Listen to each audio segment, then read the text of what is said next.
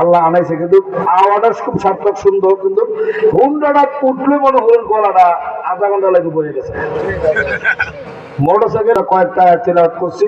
আল্লাহ পাক যদি আমার তৌফিক দান করে ইনশাআল্লাহ এখান থেকে আলোচনা চলবে। জোরে এখন আমিন। আমিন। এর আগে আমি আপনাদের নিয়ে যাবো একটু মা বাবার কাছে। আর আমার রাসূল কাবা ঘরের সামনে দাঁড়ায় নবীজি মধুর কণ্ঠে সুবহানাল্লাহ তাসবিহ তিলাওয়াত করছিল। সুবহানাল্লাহ বল। সুবহানাল্লাহ। মুসনাদে শরীফের ঘটনা, নবীজি বলে সুবহানাল্লাহ সুবহানাল্লাহ সুবহানাল্লাহ। এমনি আবু জেহেল নবীজির সামনে দাঁড়ায়, ও আব্দুল্লাহ ছেলে মুহাম্মদ, কি তুমি কি জানো না কানা কাবার মুতাওয়াল্লি আমি আবু জেহেল, এলাকার সর্দার মাতবর আমি আবু জেহেল। এ মুহাম্মদ, তোমার নিষেধ করলাম, বারণ করলাম, এই কাবা ঘরের সামনে দাঁড়ায় সুবহানাল্লাহ আলহামদুলিল্লাহ আল্লাহু আকবার তিলাওয়াত করবা না, এখান থেকে তুমি চলে যাও। আমার বন্ধুরা, আমার নবীজিকে বারণ করলেন আবু জেহেল, নিষেধ করলেন আবু জেহেল, গেরাউট করে দিল আবু জেহেল, কিন্তু নবী যায় না জায়গায় দাঁড়ায়া এই শাহাদাত আঙ্গুল উড়ায়া ডান হাতটা উড়ায়া আবু জেহেলের চেহারা বরাবর দাঁড়ায়া বলেন, আবু জেহেল, আল্লাহর কসম করে বলে শুনো, আমি আব্দুল্লাহ ছেলে মুহাম্মদ তোমারা জানায়া দেই, আমার দেহের ভিতরে যতদিন প্রাণ থাকবে আবু জেহেল একটা সেকেন্ডের জন্য আল্লাহর তাসবিহ আমার জবান থেকে বন্ধ হবে না। নবী আবু জেহেলের দাঁত ভাঙ্গা জব দিছে, শক্ত একটা জব। আবু জেহেল মনে মনে কয়, হের মাও নাই, বাপও নাই, ইষ্টি গুষ্টি সাথে নাই, সব আমার দলে, হেজি একলাও হেজি এত শক্ত একটা জব দিছে, হের কি করা। আবার মনে মনে কয় কিছু করলো তো এর চাচাদের দল না, আবু তালেব আবু লাহাব এরাও তো আমার ছাড়তো না। বুঝছেন না, ভিতরে একটা চিন্তা আছে, দলের না হইলেও ভাতিদারে কিছু করলে চাচা আমার ছাড় দিত না। এমনি আবু জেহেল মনে মনে চিন্তা করলো কোন একটা পদ্ধতি বার করবো মুহাম্মদ রে শায়েস্তা করার জন্য। আবু জেহেল পর্দার আড়ালে চলে গেল, ডান হাতটা মুখ করে আমার নবীজির সামনে দাঁড়ায় গেল, ডাকটা বলতে আরম্ভ করে দিল, আরে মুহাম্মদ, বলো আমার ডান হাতের ভিতরে কি আছে, তুমি বলতে পারলে আমি তোমার কালিমা পড়ে মুসলমান হয়ে যাব। বন্ধুরা, আবু জেহেল কিন্তু মুসলমান হবে না, কালিমাও পড়বে না, এটা তার একটা অভিনয় ছিল, বাটপারি সিটারি ছিল। মুহাম্মদ, তুমি বলো আমার ডান হাতে কি আছে, বলতে পারলে কালিমা পড়ে মুসলমান হয়ে যাব। বন্ধুরা, আমার নবী আবু জেহেলের ডান হাতের দিকে তাকায়া আল্লাহর সাহায্য কামনা করতে আরম্ভ করে দিল। আবু জেহেল বারবার বলে, মুহাম্মদ তুমি বলো। রাসূল আল্লাহর সাহায্য কামনা করে, হঠাৎ করে শুনতে পায় কে যেন আবু জেহেলের হাতের ভিতর থেকে আমার নবীকে সালাম দিয়ে ডাক দেওয়া হয়, ও নবী আমার, আপনার চিন্তা নাই, টেনশন নাই, আবু জেহেলের হাতের ভিতরে কিছু নাই, আমরা একমাত্র 3টা পাথর টুকরা, 3টা পাথর আমরা নবীর সাথে আবু জেহেলের হাতের ভিতরে থেকে ওই সালাম দিয়ে কথা কয়। আর নবী কয়, আবু জেহেল কিতা বুঝতে পারছো, পাথর আমার পক্ষে কথা বলে, আমার সালাম দিয়ে পরিচয় দেয়, দেরি না কইরা ইসলাম গ্রহণ করো, কালিমা পড়ো, মুসলমান হও। আবু জেহেল কয়, ভাতিজা, এতদিন জানতাম তোমার জাদু মানুষের মধ্যে লাগে, আজকে দেখি পাথরের মধ্যে লাগছে। নাউজুবিল্লাহ। এর কপাল ইসলাম আছে, এর কপাল ভালা, যুক্তিবাদী। পৃথিবীর শ্রেষ্ঠ যুক্তিবাদী হইল শয়তান।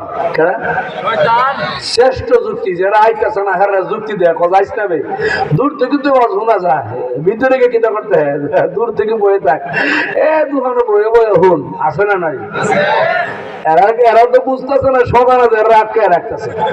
এরা আসল প্রকৃত মুসলমান হয়, শতান লাত্তিটা মারে কথা কে শতানা মাহফিল আইতাছে, ঠিক কিনা কন?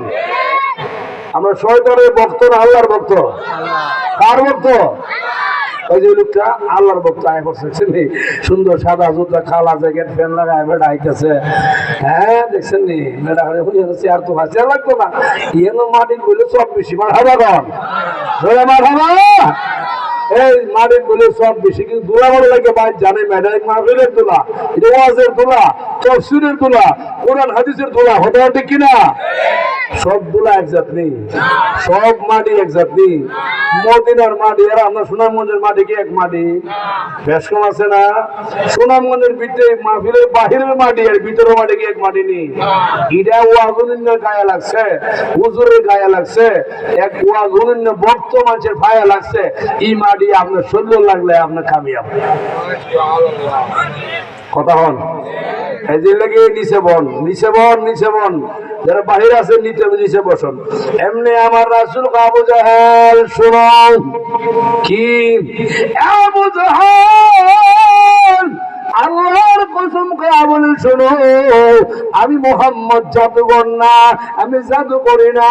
এই পাথর আমার সাথে কথা বলে, এটা আমার মুজিজা দান করেছেন আমার আল্লাহ। আবু জাহেল তুমি মানলে কামিয়াব, না মানলে জাহান্নামী, মানলে জান্নাতি, না মানলে জাহান্নামী। তুই এখন ঠিক কিনা? রাসূল ঘোষণা দিয়েছে মানলে জান্নাতি, না মানলে আবু জাহেলকে কেমন কষ্ট পাইছে, আর দেরি নাই এমনই হাতে আছে পাথর কটা, কোন তিনটা পাথর দিয়ে গায়ের সমস্ত শক্তি প্রয়োগ করে আমার নবীজি নুরানি চেহারা দিল মাল আঘাত করে দিল। এই তিনটা পাথর আমার নবীজির নুরানি চেহারায় গেঁথে গেল। রক্ত মুবারক বিনকি দেয়া নবীর সাদা জুব্বা লাল হয়ে যায়। নবী আমার ডান হাতটা কপালে চেপে ধরে কান্না শুরু করে দিল। নবীর কান্না দেখে জিব্রাইল কান্না শুরু করে দিল, আসমান জমিন কান্না শুরু করে দিল, পাহাড় পর্বত কান্না শুরু করে দিল। বন্ধুরা, জিব্রাইল আল্লাহ রাখো, আল্লাহ আমার অনুমতি দাও, আমি তোমার বন্ধুর শত্রু আবু জেহেলকে খতম করে দিব, বেঈমান কাফেরকে খতম করে দিব।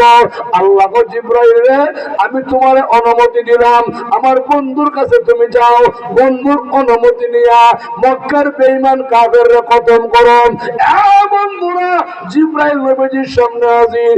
ইতিহাস প্রমাণ করে নবীর চাচা আমির হামজা ইসলাম গ্রহণ করে না, কালিমা পড়ে না। কে যেন ডাক দিয়ে বলে দিছিল, আরে আমির হামজা, তোমার একমাত্র ভাতিজা আব্দুল্লাহ ছেলে মুহাম্মদ কানা কাবার সামনে রক্তাক্ত হয়ে গেছেন। বন্ধুরা, আমির হামজা আপন ভাতিজা, ব্লাড কালেকশন, কলিজার মধ্যে দারুণ ব্যথা। কে আমার ভাতিজারা আঘাত করছে, কষ্ট নিয়া সমানে দৌড়াইয়া খাবার ঘরের সামনে এসে দেখে মোহাম্মদ নাই। আর এদিকে আমার নবী অন্য আরেক রাস্তা দিয়া পাহাড়ের দিকে রওনা দিছে। নবীজির সামনে জিব্রাইল দাঁড়ায় কয়, ইয়া রাসূলুল্লাহ, আপনি আমারে অনুমতি দিলে আল্লাহর কসম মক্কার সব বেঈমান কাফেররে খতম করে দিব, নিস্মার করে দিব, একদম শেষ করে দিব। রাসূল কান্দে আর কয়, জিব্রাইল রে, ও জিব্রাইল, আমি নবী দুনিয়াতে বদলা নেওয়ার জন্য আসি নাই, প্রতিশোধ নেওয়ার জন্য আসি নাই। আমার নাম গজবের নবী না, আমি নাম রাহমাতুল লিল আলামিন। জিব্রাইল তুমি চলে যাও, আগামী কালকে ফজরের নামাজের পরে বেঈমান কাফেরের দ্বারে দ্বারে আমি মুহাম্মদুর রাসূলুল্লাহ কালিমার দাওয়াত নিয়ে যাব। সুবহান।